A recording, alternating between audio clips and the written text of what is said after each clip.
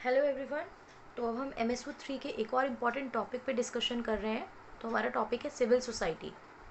Civil society की बात करते हैं। देखो, किसी भी तरीके से क्वेश्चन आए, हम फुल फ्लेज कंसेप्ट डिस्कस कर रहे हैं, तो क्वेश्चन कुछ भी बने इस कंटेंट में से आपको आंसर बना के लिखना आना चाहिए। ठीक है। अब सिविल सोसाइटी की बात करते हैं, तो देखो आपकी पूरी जो भी सोसाइटी है, यहाँ पे आप क्या कर रहे हो, बहुत सारे अलग अलग एसोसिएशन और ग्रुप्स होते हैं। लाइक आपको देखने को मिलता है गवर्नमेंट है, आपको देखने को मिलता है बहुत सारे बिजनेस यूनिट हैं, आपको देखने को मिलता है बहुत सारे NGOs हैं जो यहाँ पे वर्क कर रहे हैं, हमें देखने को मिलता है बहुत सारे एजुकेशनल इंस्टीट्यूशंस वगैरह होते हैं। इस तरीके से बहुत सारी सोशल या रिलीजियस ऑर्गेनाइजेशंस होती हैं। तो ये सब डिफरेंट डिफरेंट सोशल ग्रुप होते हैं, because society is related to the group of people ना। एंड सिविल जो हो गया वो अगेन लोगों को इंक्लूड करता है। तो यहाँ पे सिविल सोसाइटी क्या हो जाती है, सिविल सोसाइटी एक ऐसी सोसाइटी होती है जिसमें लोगों के अपने कुछ कॉमन इंटरेस्ट, कुछ कॉमन पर्पज होते हैं। That's why they are in a particular group. ठीक है। यहाँ पे क्या होता है, it refers to the area of uncovered collective action around shared interest होता है, पर्पज होता है, या फिर वैल्यू होती है। इसको हम क्या करते हैं, इसको हम थर्ड सेक्टर कंसीडर करते हैं। क्यों? क्योंकि इसमें हम गवर्नमेंट और बिजनेस यूनिट को काउंट नहीं करते। हम सिविल सोसाइटी में गवर्नमेंट और बिजनेस यूनिट को काउंट नहीं करते। आपको पता होगा कोई भी सोसाइटी होगी या कोई भी चीज़ होती है, वो एज अ पीयर का काम कर सकती है किसी ग्रुप पे। और हमें पता है हमारी जो किसी भी कंट्री में सिविल सोसाइटी के बहुत सारे जितने भी पार्ट्स होते हैं वो सब गवर्नमेंट के लिए एज अ पीयर काम करते हैं। ठीक है। यहाँ पे हम देखो नॉर्मली क्या होता है, जो लोग हैं, अब जैसे हम भी किसी चीज़ से एग्री नहीं कर रहे, प्रोटेस्ट हो रहे हैं, CAA को लेकर प्रोटेस्ट हुआ था, उसके बाद अभी फार्मर प्रोटेस्ट चल रहा है, इंडिया की बात करते हैं स्पेसिफिकली। अभी ऑनलाइन ट्विटर पे बहुत यूथ जो है अनएम्प्लॉयमेंट को लेके बहुत एक हम लोग ट्वीट ट्रेंड करवा रहे हैं, लाइक जो मैंने पहले भी डिस्कस करा था, मोदी रोजगार दो को लेके। तो ये सब चीज़ें क्या है, हम सब मतलब आप मैं हम सब जितने भी ग्रुप हैं, ये सब किस में आते हैं, सिविल सोसाइटी में आते हैं। और हम जब ये प्रोटेस्ट वगैरह कर रहे हैं, ये क्यों कर रहे होते हैं, किसी चीज़ में चेंज लाना है इसलिए कर रहे हैं। तो ये सिविल सोसाइटी ही तो है जो मिलके चेंज लाने की बात कर रही है। समझ पा रहे होंगे आई गेस आप ये चीज़ होती क्या है। तो इसको इंटरमीडिएरी इंस्टीट्यूशन माना जाता है, जिसमें बहुत सारे प्रोफेशनल इंस्टीट्यूशन, रिलीजियस ग्रुप भी आ सकते हैं, लेबर यूनियन भी आ सकती हैं, सिटीज़न की एडवोकेसी ऑर्गेनाइजेशन, मतलब जो सिटीज़न के बिहाफ पे उनके लिए न्याय के लिए लड़ाई लड़ रही होती है, ऐसी कुछ संस्थाएं भी इसमें काउंट की जा सकती हैं। अब जो भी हमारी सिविल सोसाइटी होती है ना, ये क्या करती है, ये पब्लिक के पार्टिसिपेशन को बढ़ाती है। देखो ज़रूरी नहीं है, मतलब आप जब प्रोटेस्ट कर रहे हो तो हम किसी चीज़ को बदलाव के लिए बात कर रहे हैं ना, तो ये तो एक डेमोक्रेसी का बेसिक सा फीचर है। तो यही चीज़ होती है, ये पब्लिक के पार्टिसिपेशन को इनरिच करती है, जिससे कि डेमोक्रेसी इंश्योर हो सके। अब क्या कंक्लूड करते हैं हम कि सिविल सोसाइटी जो है, इसमें क्या होता है, वॉलंटियरली सोशल रिलेशनशिप, अपनी इच्छा से, ज़बरदस्ती कोई किसी को यहाँ पे पार्टिसिपेशन के लिए मजबूर नहीं कर रहा है। वॉलंटियरी है, सोशल रिलेशनशिप है, जिसमें सिविक और सोशल ऑर्गेनाइजेशन और इंस्टीट्यूशन जा रहे हैं जो एक सोसाइटी के लिए एक बेस रेडी कर रहे हैं। अब पुराने समय में, जो इसको आज की डेट में हम सिविल सोसाइटी कहते हैं ना, पहले इसी कंसेप्ट को गुड सोसाइटी जो है वो कहा जाता था। और आज की डेट में जो इमर्ज हो रही है ना ये सिविल सोसाइटी, ये as a social movement emerge हो रही है। इंडिया में तो हम देख सकते हैं कब से ये मूवमेंट जो है, हर साल हमें एक नया मूवमेंट देखने को मिल रहा है। If we talk only about India अभी फॉर नाउ। ठीक है। अब यहाँ पे देखो हेगल ने क्या चीज़ यूज़ की है, हेगल ने कहा, हेगल ने तो देखो स्टेट को सुप्रीम माना हमेशा। हेगल ने हमेशा स्टेट को सुप्रीम माना है, और इन्होंने इंडिविजुअल को एक बहुत छोटी यूनिट कंसीडर करा है पूरी सोसाइटी का। तो हेगल स्टेट की जो सिविल सोसाइटी है ना, समवेयर इन बिटवीन स्टेट और इंडिविजुअल आती है कहीं ना कहीं। तो इन्होंने सिविल सोसाइटी को क्या बताया, एक मेडिएटिंग डोमेन बताया, जहाँ पे पर्टिकुलर इंटरेस्ट किसी इंडिविजुअल का और यूनिवर्सल इंटरेस्ट स्टेट का प्रॉपरली वो जो है वो आपस में कंबाइंड किया जाता है, ताकि ये लोग एक दूसरे के नीड एंड वांट को सेटिस्फाई कर सके। सिविल सोसाइटी को लेके जो एंथनी गिडेंस है वो क्या कहते हैं कि ये ग्रुप है जो फॉल करता है आउटसाइड मार्केट एंड गवर्नमेंट। हमने देखा ना, बिजनेस नहीं आएगा और गवर्नमेंट नहीं आएगा, और ये जो proper market and government both इनमें नहीं आता, इनके अलावा जितने भी होते हैं उस ग्रुप को हम क्या कहते हैं, सिविल सोसाइटी। और सिविल सोसाइटी को इन्होंने आगे ये भी बात की है कि सिविल सोसाइटी को हमें स्ट्रेंथन करना है, तो हमें इसको गवर्नमेंट और बिजनेस जो यूनिट्स हैं जिसको आप इंक्लूड नहीं कर रहे हो उसके साथ भी जोड़ के इंटरलिंक्ड करके चीज़ें देखनी चाहिए। अब हम सिविल सोसाइटी को डेमोक्रेसी से लिंक करते हैं। हम कह रहे हैं सिविल सोसाइटी और डेमोक्रेसी में क्या रिलेशन है। देखो सिविल सोसाइटी जो है ना वो बहुत सारा रोल प्ले कर रही है, बहुत इंपॉर्टेंट की रोल प्ले करती है डेमोक्रेसी को इंश्योर कराने में। बिकॉज सिविल सोसाइटी के थ्रू लोग अपनी डिससेटिस्फेक्शन जो है वो शो करते हैं। देखो मैं अगर अकेली किसी रूल से, किसी गवर्नमेंट के किसी डिसीजन से आई एम नॉट सेटिस्फाइड, मैं आवाज़ उठाती हूँ, तो डू यू थिंक कि उसका ऐसा सच कोई इम्पैक्ट पड़ जाएगा अगर मैं अकेली 1 2 3 4 5 साल तक आवाज़ उठाती रहूँ? बट वहीं इफ़ कलेक्टिवनेस में आवाज़ उठे तो हो सकता है उस चीज़ का इम्पैक्ट जो है वो कंपैरेटिवली जल्दी पड़ जाए। तो दैट्स वाई अकेले इंडिविजुअलिस्टिक अप्रोच तो नहीं वर्क कर पाती है। इन्फ्लुएंस डालना है, चेंज लाना है, तो हमें क्या करना पड़ता है? सिविल सोसाइटी का साथ लेना पड़ता है। तो सिविल सोसाइटी डेमोक्रेसी को बिल्कुल प्रोटेक्ट करने का काम करती है, बिकॉज कई बार गवर्नमेंट पे लिमिट लगाना भी ज़रूरी हो जाता है, और ये सिविल सोसाइटी गवर्नमेंट पे ही लिमिट लगाती है। गवर्नमेंट पे लिमिट लगाना ज़रूरी हो जाता है ताकि कोई भी इनजस्टिस ना हो, या फिर कुछ डिसीजन गलत हो गया तो यहाँ पे जो है प्रॉपर जस्टिस सर्व की जा सके। ठीक है, ये चीज़ यहाँ पे हमें देखने को मिलती है। तो ये क्या करती है? प्रोटेक्ट, आपके राइट को प्रोटेक्ट करने में हेल्प करती है, एंड डेमोक्रेसी को प्रोटेक्ट करने में हेल्प करती है। कैसे? By participation. किसका पार्टिसिपेशन? पब्लिक का पार्टिसिपेशन। क्लियर? डायरेक्ट या इनडायरेक्ट किसी भी वे में। अब ये करती क्या क्या है? सिविल सोसाइटी के रोल क्या क्या है? अगर मैं बात करूँ रोल क्या है, कैसे डेमोक्रेसी इंश्योर कर रही है, कुछ भी क्वेश्चन बन सकता है। मैं सिर्फ हेडिंग यहाँ पे देके बता रही हूँ आपको, आप लोग थोड़ा सा इलेबोरेट एग्जाम में आता है यही क्वेश्चन, तो खुद से करना पड़ेगा आपको। अब ये पब्लिक को अवेयर करती है, एजुकेट करती है पब्लिक को। एजुकेट मतलब, जब भी मैं बोलती हूँ, मतलब ये नहीं होता कि डिग्री दे रही है, ये कर रही है। Educate in what sense? Educate मतलब लोगों को अवेयर कर रही है, डिफरेंट डिफरेंट जो राइट्स उनके पास अवेलेबल है, कितने डिफरेंट तरीके से वो आवाज़ उठा सकते हैं चीज़ों के लिए। ठीक है, अब अभी मैंने बताया together one can achieve more, साथ में मिलकर अगर आवाज़ उठेगी, सोसाइटी मिलकर आवाज़ उठाएगी, तो आप जल्दी रिजल्ट जो है, या जो टारगेट कर रहे हो, जो भी चेंज लाना चाह रहे हो, उसको अचीव कर पाओगे। भाई अकेले आवाज़ उठाओगे तो it will take time. Give voice to the stakeholder, society सबको आवाज़ देती है। स्टेक होल्डर जितने भी लोग इंटरेस्टेड पार्टी हैं, कई बार होता है देयर आर मेनी पीपल, मैं कहीं सफ़र कर रही हूँ, मैं नहीं आवाज़ उठा पाई, बट वहीं कहीं और से मिलके या सोसाइटी ने पूरी एज अ होल आवाज़ रेस की, तो उस तरीके से मेरा पर्पज़ भी वहाँ पे सॉल्व हो जाता है।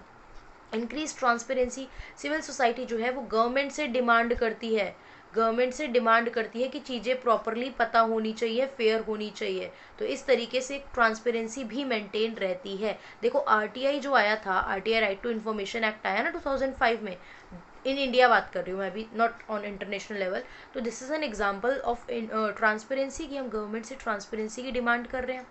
फिर इंक्रीज पब्लिक अकाउंटेबिलिटी, गवर्नमेंट की पब्लिक के लिए क्या बनती है? गवर्नमेंट उत्तरदायी होती है, मतलब आंसरेबल होती है, हम कह सकते हैं जवाबदेही होती है गवर्नमेंट की, कि आपको आंसर देना है ऑफ योर एक्शन।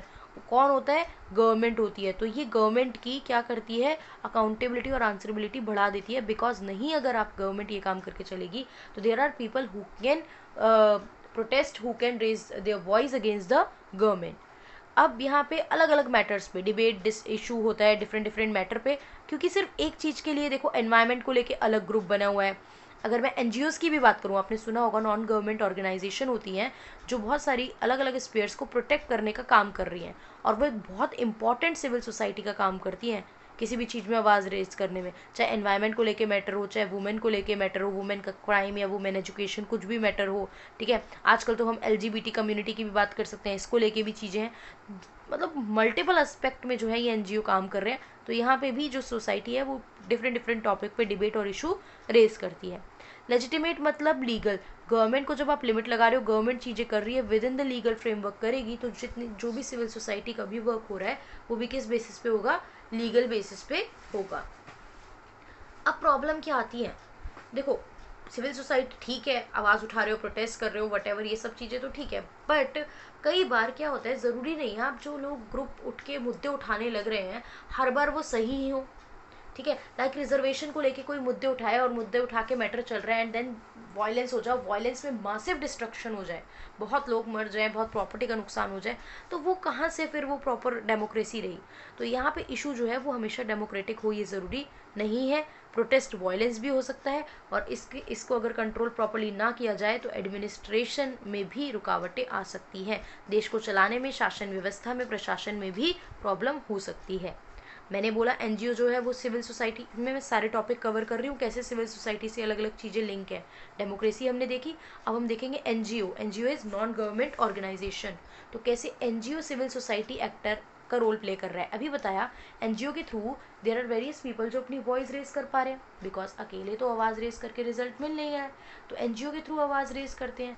तो एनजीओ काम क्या क्या करते हैं, एनजीओ जस्टिस का काम करते हैं लोगों की, NGO aid and assistance help provide कराते हैं in poorest region across the world, मतलब पुअरेस्ट रीजन में हेल्प प्रोवाइड कराते हैं, डिफरेंट टाइप की हेल्प प्रोवाइड कराते हैं, चाहे इकोनॉमिक हो, सोशल हो, पॉलिटिकल हो, ठीक है।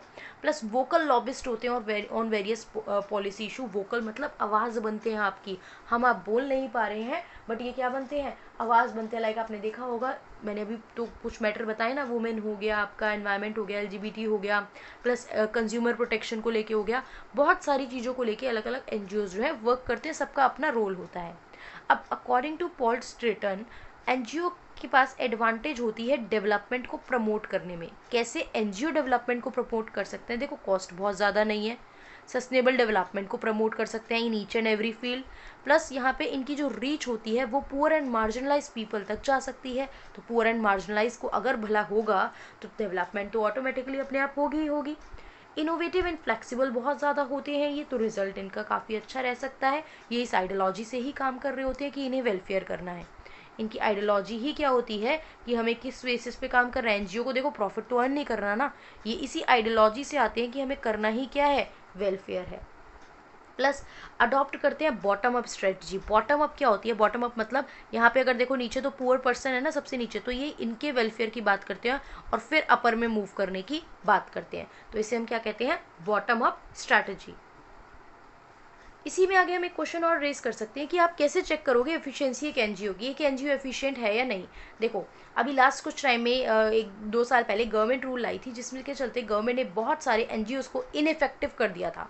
In India if I talk, तो गवर्नमेंट ने बहुत सारे एनजीओ को इनइफेक्टिव कर दिया था कि वो प्रॉपरली नॉर्म्स फॉलो नहीं कर रहे हैं, वैलिड नहीं है। क्योंकि आप क्या करते हो, घपले वाले काम होते हैं एनजीओ में, फंड इधर से ले रहे हो उधर से टोपी घुमा रहे हो, टैक्स बचाने का काम कर रहे हो, तो वो चीज़ नहीं होनी चाहिए। तो कैसे आप एक एनजीओ की एफिशिएंसी चेक करोगे, पहली बात तो पीपल पार्टिसिपेशन, लोग पार्टिसिपेट कर रहे हो वहाँ, ऐसा नहीं है ना बस for the sake of the name चीज़ें हैं, पीपल का पार्टिसिपेशन शो होना चाहिए, कॉस्ट इफेक्टिवनेस होनी चाहिए, अकाउंटेबिलिटी आंसरेबिलिटी होती है। देखो आपको लगता है ना जैसे बिजनेस के अकाउंट्स प्रिपेयर होते हैं, कंपनी बिजनेसमैन ये सब जो होते हैं अपने अकाउंट प्रिपेयर करके रखते हैं, तो एनजीओ के भी अकाउंट प्रिपेयर होते हैं प्रॉपरली। एनजीओ भी अपने पास आने वाली रिसिप्ट हो गई, पेमेंट हो गई, डोनेशंस हो गई, फंड हो गया, सारा कुछ इन सब का रिकॉर्ड करके रखते हैं। प्लस टेक्निकल एक्सीलेंस होनी चाहिए। आज के टाइम पे जब हम ई गवर्नेंस की बात कर रहे हैं, ये सब चीज़ें यूज़ कर रहे हैं, तो हमारे पास एक टेक्निकल गवर्नेंस, टेक्निकल बैकअप भी अच्छा होना चाहिए। प्लस एनजीओ है, हम तो इक्विटी की बात करेंगे, जैसे वुमेन हो गई, कोई भी डिप्राइव सेक्शन हो गया, वल्नरेबल सेक्शन या मार्जिनलाइज सेक्शन होते हैं। नाउ कम्स मार्जिनलाइज को लेके अगर कुछ क्वेश्चन आ गया, ठीक है, मार्जिनलाइज को लेके अगर कोई क्वेश्चन आ गया, मार्जिनलाइजेशन क्या होता है या मार्जिनलाइज कुछ, तो मार्जिनलाइजेशन एक प्रोसेस है जिसमें हम किसी पर्टिकुलर सेक्शन को इन्फीरियर, किसी पर्टिकुलर सेक्शन को इन्फीरियर या लो फील कराते हैं, क्लियर, कि वो सेक्शन प्रॉपरली डेवलप नहीं हो पाया। इस कंसेप्ट को हम क्या बोलते हैं, मार्जिनलाइजेशन, और वो पर्सन या ग्रुप क्या बोला जाता है, मार्जिनलाइज ग्रुप। यहाँ पे हमें डेमोक्रेसी समझ में आया, सिविल सोसाइटी, हमें एनजीओ एंड सिविल सोसाइटी समझ में आया। अब हम बात करेंगे civil society and social movement. देखो सोशल मूवमेंट और civil society kind of similar thing है, सिविल सोसाइटी भी वही सब काम कर रही है, सोशल मूवमेंट में भी वही सब हो रहा है। बस अगर मैं डिफरेंस बताऊँ ना छोटा सा, तो क्या है कि सिविल सोसाइटी में बस ना लोग कलेक्ट हो रहे हैं, इकट्ठे हो रहे हैं, आवाज़ तो रेस कर रहे हैं, बट समटाइम वो कलेक्टिवनेस पे ही बात रुक जाती है। और वहीं सोशल मूवमेंट में प्रॉपरली चेंज लाने की जो चीज़ होती है वो काफ़ी स्ट्रॉन्ग होती है। बाकी ये काइंड ऑफ सिमिलर ही है। यहाँ पे मैंने 2 कोट्स मेंशन किए हैं, तो अगर कोई सा भी कोट आपको याद रह जाए तो इट्स बेटर हम एग्जाम में यूज़ कर लेंगे, नहीं रहेगा तो कोई बात ही नहीं है। क्या लिखा है, मार्गरेट मीड का कोट है, never depend upon the institution or the government to solve any problem. बैठे मत रहो इंस्टीट्यूशन या सरकार की आस में। All social movement are funded by, guided by, पैसा भी लगाते हैं, गाइड भी करते हैं, मोटिवेट भी करते हैं, देखते भी हैं by the passion of individual. आप सरकार की शक्ल नहीं देखते हो ना मूवमेंट में, सोशल मूवमेंट रेस करने से पहले खुद पैसा लगा रहे हो, खुद ही आइडियाज़ आ रहे हैं वहाँ पे और खुद ही मोटिवेशन हो रही है, ये सब चीज़ खुद इंडिविजुअल्स ही करते हैं। दूसरी चीज़, जो बिडेन की बात करें, जो बिडेन कौन है, all of you must be aware about this by this name. तो यहाँ पे क्या कहा इन्होंने, no fundamental social change occur merely because of the government act. कोई भी फंडामेंटल या बेसिक सा सोशल चेंज सिर्फ गवर्नमेंट के एक्ट की वजह से नहीं होता, ये इसलिए होता है because civil society, the conscience of a country begins to rise up, civil society की वजह से लोग आवाज़ उठा रहे हैं सोसाइटी में, उसकी ही वजह से लोगों का कंसाइंस जागता है और वो डिमांड करते हैं चेंज को। जैसे कि अभी मैंने बताया ना, ट्रेंड हो रहा है ट्विटर पे मोदी रोजगार दो, बहुत से लोग तो शांत बैठे थे, रेज ही नहीं कर रहे थे, बट जैसे ही ये बात आई लोगों ने आवाज़ उठानी शुरू की तो बहुत से और लोग जो चीज़ नहीं बोल पा रहे थे, माइंड में नहीं आ रहा था, तरीका नहीं पता था, उन लोगों ने भी इस चीज़ में पार्टिसिपेट करा। तो ये पब्लिक है जो क्या करती है, चेंज डिमांड करती है। तो फिर सोशल मूवमेंट का मतलब, और उसके बाद एक पैराग्राफ में जो भी मैंने बताया आप लिंक कर दोगे इनको, कि सोशल मूवमेंट जो होते हैं एक ऑर्गेनाइज लेकिन इनफॉर्मल सोशल आइडेंटिटी है। ठीक है, फॉर्मल यानी जैसे गवर्नमेंट बनी होती है, ऐसी कोई फॉर्मल आइडेंटिटी नहीं है। दो टाइप की होती है ना, फॉर्मल और इनफॉर्मल। फॉर्मल में आपके गवर्नमेंट इंस्टीट्यूशन यानी आपके लेजिस्लेटिव, एग्जीक्यूटिव, जुडिशरी, ये सब चले जाएंगे। बाकी ये सब जितने ग्रुप है, पॉलिटिकल और सोशल ग्रुप है, ये सब इनफॉर्मल में जाते हैं। That are engaged in extra institutional conflict that is oriented toward a goal. एक पर्टिकुलर गोल होता है। जितने भी मूवमेंट होते हैं, लाइक एजुकेशन को लेके आप कर रहे हो, एजुकेशन डिपार्टमेंट में चेंज लाना है, जॉब के लिए आप कर रहे हो, सीए के लिए करा, फार्मर प्रोटेस्ट हुआ, ऑल दीज आर क्या है, किसी पर्टिकुलर गोल के लिए ओरिएंटेड है। और ये कैसे है, ऑर्गेनाइज थे लेकिन informal social identity, informal social group था जो ये काम कर रहा था। तो हमने सिविल सोसाइटी को डिटेल में कर लिया है। आई होप आपको अच्छे से क्लियर हो गया होगा, कोई डाउट नहीं है। जो भी आंसर होगा प्रेजेंट कर पाओगे। बाकी की video I will provide you in the morning. जो भी चीज़ें, कुछ क्वेश्चन पेंडिंग होंगे वो मॉर्निंग में करते हैं। वैसे मोस्ट ऑफ द स्टूडेंट ये वीडियो भी मॉर्निंग में ही देखेंगे, तो आप लोग को जल्दी नेक्स्ट वीडियो भी मिलेगी। और आप प्रिपेयर करते रहिए। बाकी अपने डाउट जो भी हो वो आप कमेंट बॉक्स में पूछ सकते हैं। That's all for this video. Thank you for watching.